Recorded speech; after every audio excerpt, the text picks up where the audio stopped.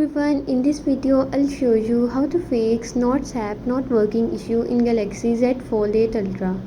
Before we begin, make sure to subscribe the channel and follow each step carefully for the best results.